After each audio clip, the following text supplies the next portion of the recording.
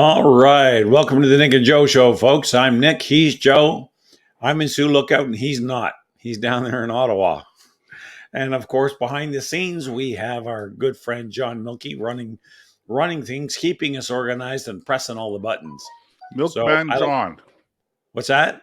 Milkman John. Milkman John. Yeah. If you need milk, he's the man. You remember the? Are you? Okay, did I get that wrong, John? Yeah. No, you got it right. I'm just if you need milk thing. Oh, okay. Well, that's just. Well, you know what? It's all the jokes. It's all the jokes from grade 4, Nick. They're right back here. You know what I instantly thought of though, and you guys, I don't know, because I think we're all pretty close in age. By the way, happy birthday, Joseph. Yeah. Belated though it is. Did you break this? Did you break into the 6th decade yet? Yeah. Another decade bites the dust. Oh, another decade bites the dust. So see, I would have said another decade of opportunity lays in front of me. That's what you're supposed to say. Yeah, I've been saying that for decades. Yeah. All right, and I see we're starting to get some people going on in the chat room. That's great. Mm-hmm. I always say that. You're starting to get long in the tooth when you can refer to your experience not in years, months, years, or even decades, but in fractions of centuries. I love that line. So, but the whole point about the milk thing was, I remember, now mind you, I was a mighty small tyke at the time, but my grandmother in Leamington had a milk door. And the milkman would come by about 5 a.m. He'd open the door, take out the 6 empties, and he put 6 quarts of milk in, close the door. And it came in a wire basket, and the bottles were glass, topped with cardboard, little cardboard pullouts. Right. Do you guys remember that? I forgot the cardboard pullouts. We used to have, we used to have a back porch that was not heated, but it was not locked, and we had a fridge there on the back porch. And in the summertime, the guy would come around and he'd deliver the milk and he'd put it right into the fridge for us. Not a problem. And in the wintertime, he'd do the same thing. And that was the way we could keep the milk from freezing. He'd put it in the fridge. Wow. Yeah. No, never had a milk door at any of our places. My cousins in Weston, Ontario, though, I loved going to visit. They had this old house, and there was a milk door. It opened to the outside, it opened to the inside, and it was just this mysterious little thing. And I used to hide all kinds of stuff there. And I used to be the one in charge of actually, ironically, going to Becker's and getting the milk, and I would come back, put the milk in the fridge, whatever else. Heard in a long time. Yeah, right. But then, whatever I had left over from buying the milk, I was allowed to buy myself a little treat, and I would hide the treat in there so my brothers, my sisters, my cousins wouldn't find it. And of course, I'd forget that it was there until days later. You go back and it's all melted in the middle of the July heat, sitting in the milk door. Yeah. But you know what else is? My grandmother had. You know what? To answer Terry's question. We're kind of making some changes here at the show, and one of them is to look a little less like a redneck hick from Killaloe and a little more like somebody who actually has some experience underneath his belt. So I've kind of, for this, I wear my cap all the time, but for the shows, I've decided to drop the cap. Now, to get back to this other thing I was talking about, was my grandmother used to have a laundry chute in the bathroom. Oh, yeah. And you pull it open like a flower drawer, and you drop it in, and drop it right down to the where she did the laundry. But the building code changed, and you're not allowed to do that anymore, because in a fire, it acts like a chimney. It sure does. Nick, well, then maybe I shouldn't tell you what we've done at our house. Well, what you make your chimneys out of, Joseph, is none of my business. That's right. The state does not belong in the laundry rooms of the people. That's right. That's right. Thank you, not Pierre Trudeau. Yeah, that's right. Oh, speaking of politicians, we got to start getting serious with the show. I tell you what, is anybody surprised? Is there anybody on planet Earth who pays attention to North American politics who is surprised at the big announcement from Trump this week? You remember this big surprise announcement? Oh, gee, what could that be? Let me guess. On the edge of my proverbial he's going to run for president in 2024. It wasn't just an announcement, and it wasn't just a big announcement. It was the biggest announcement you've ever That's right. heard in your life. Huge. Maybe the biggest Oh my announcement God. ever in You history. know, Huge. I would rather have Trump than Biden any day, but you got to admit, like, who's No. surprised by that? Nobody. I mean, if you didn't think Trump was going to run in 2024, you're living on Pluto, man. But Is here's that the even question. a planet But here's anymore? the question: will he get the nomination? Though there's some serious, other people who could be on that ballot. DeSantis, for one of them, Nick, who I know you are a huge fan of. I am. As a matter of fact, if I was Trump, now, obviously, I am not for a whole bunch of reasons, but I would go to DeSantis and say, "Hey, when the time comes, how you feel about being my VP?" Do you think And DeSantis needs to be VP? I don't think he needs him. Ask Mike Pence how that works out for him. I believe yeah, I know, but there's a look, book we can all read and find out all about that now. yeah, there is. I don't know. I just thought that with Pence, or no, not Pence, but with come on, DeSantis's record in Florida, love him or hate him, he's done some amazing things in Florida. Yep. With with his popularity, not only in Florida but in every other state in the union where they're all flooding to Florida from places like California and New York. It would seem to me to make the perfect fit because you got Trump, who he's going to run. Even if he runs as an independent, he's going to run. If he doesn't get the Republican nomination, I don't think that's going to matter. He's going to be another, what was it? The guy, the great sucking sound, Ross Perot, right? To be an independent. You remember that? That great sucking sound down there. That's all our jobs going from Texas down to Mexico. Yeah, that's a pretty bad Ross Perot imitation, but there you go. I gave up. I was absolutely certain that there was no way that Donald Trump could win the nomination in 2016, and then he won it, and I stopped thinking that I'm going to make any predictions when it comes to Donald Trump. Yeah, it's probably pretty smart. If your head is in conventional politics, as mine is, there's no way that he wins the nomination, and there's no way he wins the presidency. Yeah, I agree. But it's Donald Trump, and everything is the whole 52 card deck is wild cards when it comes to Donald Trump. Okay. Yeah. So you can't make a prediction with this guy. There are a lot of people that just love him, and he absolutely represents a constituency, not just in the United States, but here in Canada. I mean, there are a lot of Donald Trump supporters right here in Canada, and I suspect it's that way right around the world. Yep. He's captured a segment of the population, the support of these guys. He's touched a nerve that really, I think, has been, if I could use the term, underserviced in the political world for a very long time. If only it wasn't Donald Trump that was doing it, because he, with all of the good things, are all of the things that you can't stand about the man, and so, I'm when it comes to him, I just, like I said, I no predictions whatsoever. This much I will say though, he grates against me. I don't like his style. No.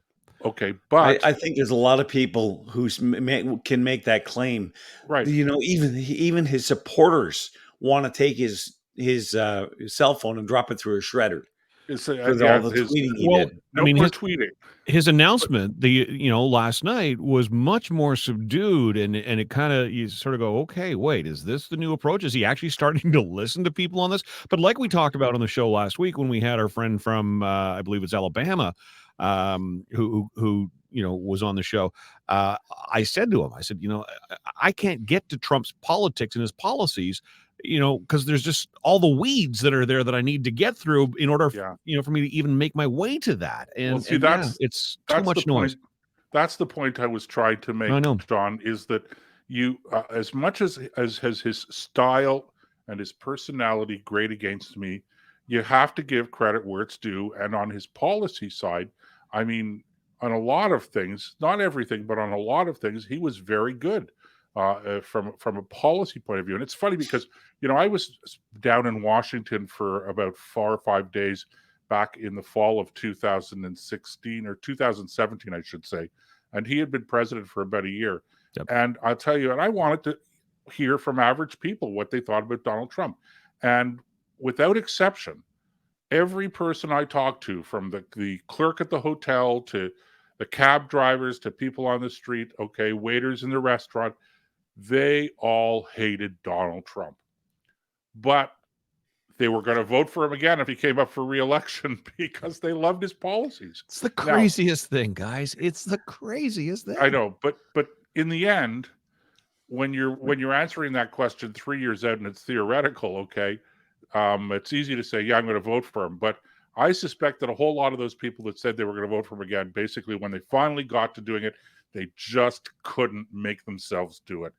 Okay, but he did a lot of good things. Donald Trump himself is not a social conservative. Okay, let's say that's right from the word go. But Donald Trump did a lot of good things for social conservatives as well. And restoring, I think, a certain sense of balance and propriety to the political body in the United States, at the same time that he was accelerating its degradation. It was like schizophrenic government. One other point I want to say about Donald Trump. Okay, no way that Putin invades Ukraine when Donald Trump is president. Amen to that. Right there with you. Yep. And not because they know he's going to do something about it, but because he's so unpredictable. Right. They don't know that he's not going to do something about it. Is he really that crazy? Is he? Yeah. And I think the certainty that somebody's going to do, that the president of the United States is going to react is the best deterrent. The second best deterrent is just not knowing what the president is going to do. And that's Donald Trump. You know what? Chrissy just said Donald Trump, loose cannon. No, he's the whole broadside. He's every cannon on the ship flopping around, because the thing about Donald Trump that drove the media crazy was they couldn't corner him. They could not control the narrative, because you couldn't get anything on him. He was, not only did he have skeletons in his closet, he was proud of them. You couldn't bribe him with money. You couldn't bribe him with women. You couldn't bribe him with power, because he had more of that than all the media combined. So they went nuts because he was the battleship with guns flopping all over the place, and you never knew which way it was going to go off.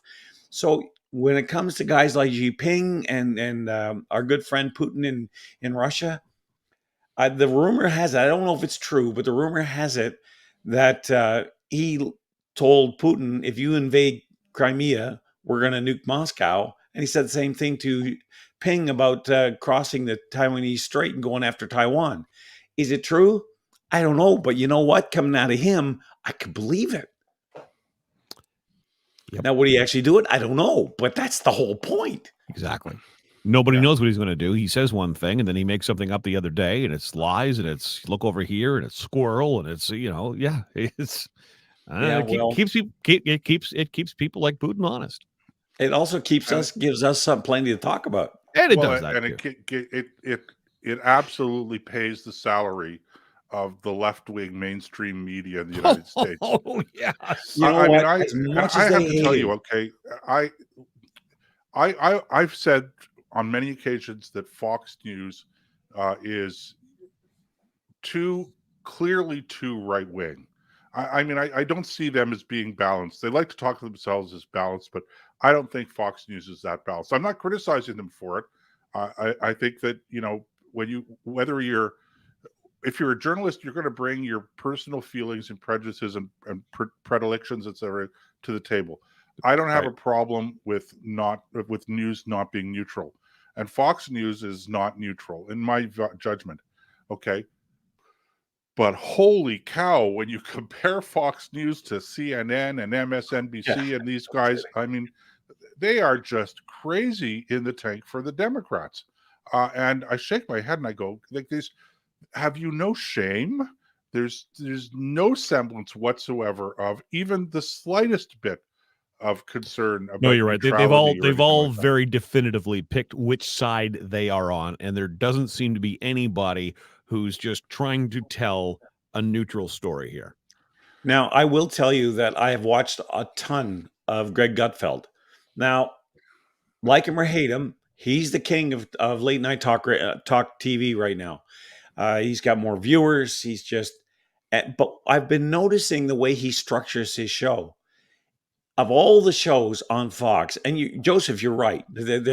Fox in general is very right wing, but Gutfeld isn't.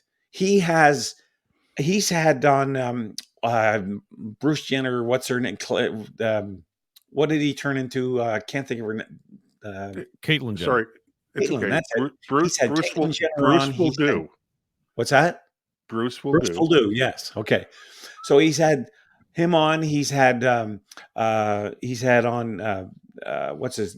There's a couple of gay people he's had on. He's had comedians. He's had Kat Tiff is one of his permanent co-hosts. She's a libertarian, and the big guy Tyrus is just so chock full of common sense that he gets more applause than anybody else does. So of all of the things that Fox offers, I really enjoy that particular meal when I sit down for it because it's only half an hour long at the most, and there's a lot in it. But you get into the Judge, and you get into Waters, and you get into Hannity, and people like that. Yeah, they're way out there on the right, no question. Well, there you go, Nick. What we're missing is a studio audience. I'm here. Joseph. And I'll call my John, wife and I'll sit her back there and I'll don't flash an applause sign. John, don't think I missed you shaking your head. Starting next week, we're gonna have to start the show with a disclaimer. Yeah. Listen, we disagree on that. We're at different ends of that, and that's okay. That's okay. What on the studio audience? You're wrong, but it's okay. John, I've been called worse things by better people than you. So you don't agree we should have a studio audience then? Hey, listen, I'd love a studio audience. Well, I thought those were disagreeing about. I strongly disagree that someone who is trans, as Caitlyn Jenner is, should still be called by their former name and former persona. We disagree on that. We disagree on that. I was just trying to remember what name he was going by now. She, Caitlyn. Okay. Fair enough. It's a moving right along. Subject. Yes. Can we all agree? In general, can we all agree that 8 years old is a little young for that stuff? Even Caitlyn says that. Okay, glad to hear that. Even Caitlyn says that. And that's one of the things I liked about DeSantis and the governor of Arizona or Texas, who just made it illegal to even suggest gender redesignation to kids in grade school. Just not on. You want to wait, and Nick, wait through 18. Nick, there was a night where I co-hosted with you, and Joseph was away, and we got into this conversation. We did. Yes, it is not a conversation that you should be having outright with an 8-year-old. However, there are 8-year-olds, of course, in the school system, etc., and just in life, who are going home and they have transgender parents or same-sex parents, and should that not be reflected in some way, shape, or form in the conversations that happen in school about families? Yeah, let me answer that. That's not what I'm referring to. Okay. I'm not referring to that. I understand that's an issue. I mean, I don't know how you deal with it, except that you just deal with it the way it really is, and people have to be able to talk about it. No, I'm talking about transitioning children starting at 7, 8 years old. Okay. All right. That I think is wrong. Yeah. And what I was driving at was there's a difference between explaining something and condoning something. There's a big difference. Anyway, having said that, getting back to Trump, if we want to carry this to the bottom of the hour, I'm going to be very, very I only curious. popped on here to say hello too, by the way. I didn't mean to. Yeah, listen, stay as long as you want. All this right, is great. all right. I'll stay to the bottom of the hour. What I was suggesting is by suggesting DeSantis as his VP, I'm going to be very interested to see who he does give the nod to, assuming, of course, that he actually does I think he's going to run. Like I really do believe he'll run even as an independent if the Republicans don't choose him. His ego's that big, so we'll see. But who's going to, Uh, who is he going to get? Because his candidates, they did okay during the election, during the midterms, the ones that he endorsed, but they didn't do as well as I think they should have if Trump was as big a player as he claims to be. Well, and that's the conversation that's going on right now within the Republican Party. Is Trump a liability or is he an asset? And was he a liability or an asset during the midterms? And they're going to have to sort this out one way or the other.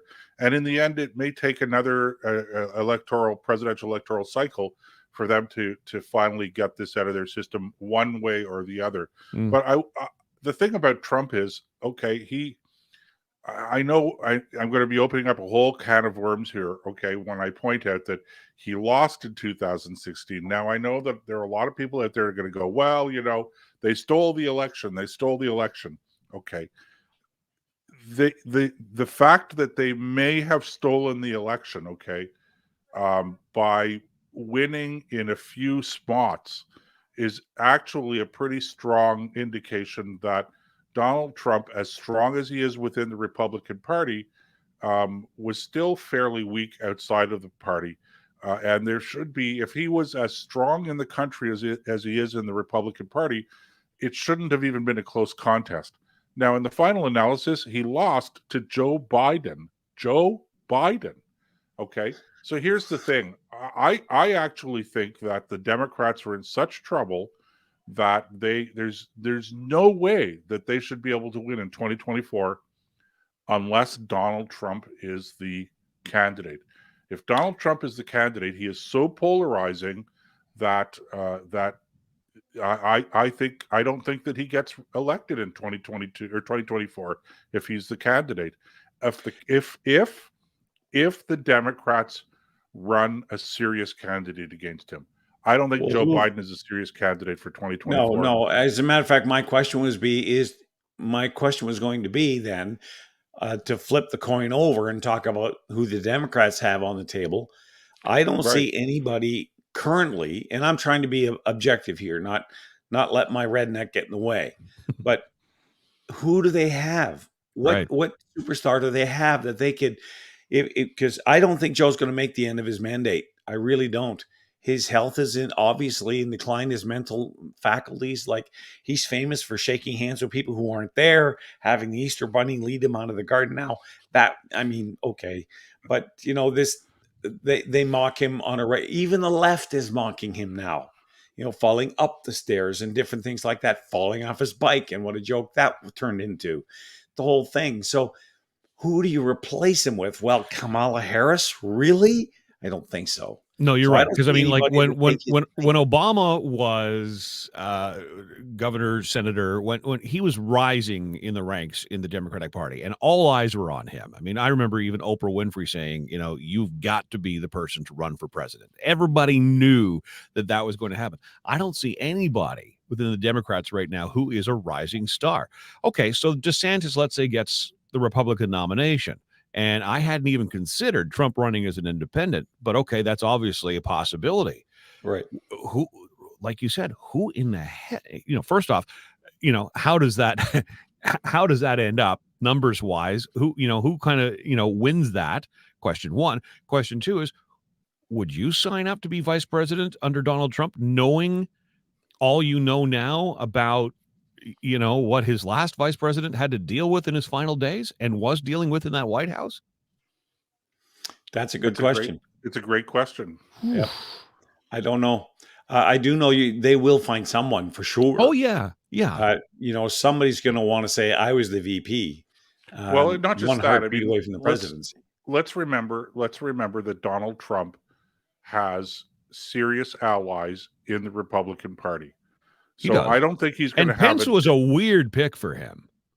Well, Yeah, I think that he picked Pence because Pence delivered social conservatives, and it's really important that you have social conservatives in your camp if you're a conservative, if you're a Republican.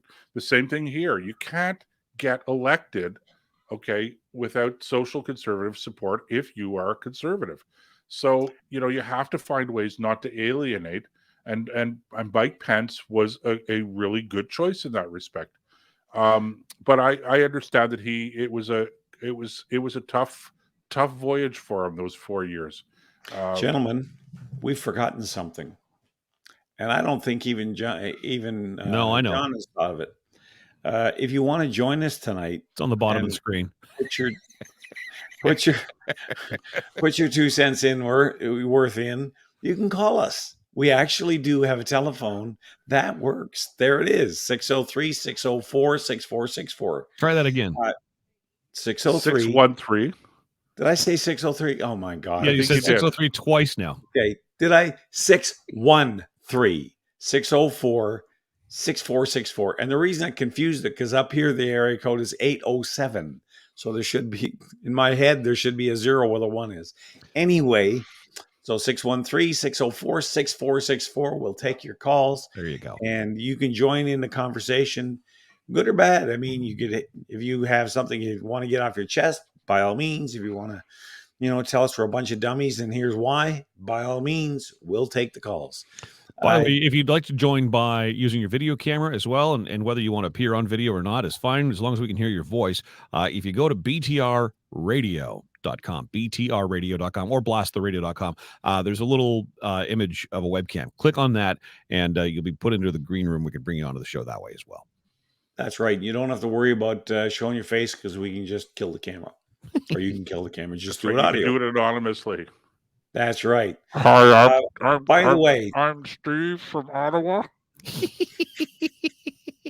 Yeah. I don't think we can actually mask your voice. By the way, to answer Chrissy's question, I'm a Tiger Cat fan. They didn't make it. Oh, good grief. It's the Grey Cup this weekend. Come on. Chrissy's wondering if it's Argo blue you're wearing. No, God, no, Argo blue. The Bomber only blue I wear is the Maple Leafs, who played a great game last night, and it was one of the best games I've seen them play in a long time. So, go Leafs, go is all I can say. The rest you of them, said the that Argos, last week. You said last week they played a great game, and it was the I best know, game they you've ever did. seen in your life. So for every game's getting better, man. That's when you're a Leafs fan. When you're a Leafs fan, any game they win is an improvement over. I know, right? Start, wins the parade. Yeah, I know. I got the route planned, man. I know where the confetti trucks are going to be. You've been planning the route since 1967. I wasn't even born. Yeah, but they keep changing the roads. Here's the thing. I am going to be watching football on Sunday. I'm going to be watching football on my free television series, and unfortunately, that won't be the Grey Cup because it's not available on free television. Are you really a Canadian? Really? How do you not? And clearly, you know what? That's a great question, Nick. Okay, and I see we're coming to the bottom of the hour. Yeah. So let me just finish with this quick observation. Clearly, I'm not entirely as Canadian as you are, because I'm not willing to pay for something like that. It is astounding that CTV, Bell Media, owns CTV and owns TSN. You would think, okay, great. The regular season, the playoffs on TSN. The Grey Cup is not on their over-the-air network. That is weird. I don't get it either. But the Super Bowl is. And not only the Super Bowl, regular season NFL football. Yeah. Hey, look, I don't understand it. I don't get it. I think of the two versions, now I'm not talking quality of the players, because there's no arguing over which league has the better players. If I could play for, $250,000 a game as a down lineman, or $50,000 worth of game per game in the CFL, where would I play? It doesn't take long to figure that out. Mm-hmm. But the game, the rules, the size of the field, the game itself, the Canadian version is far better. No question in my mind at all. Three down football, buddy. I think it's time for a break. It's time for a bet. break, gentlemen. We'll be back in a few minutes here on the Nick and Joe Show.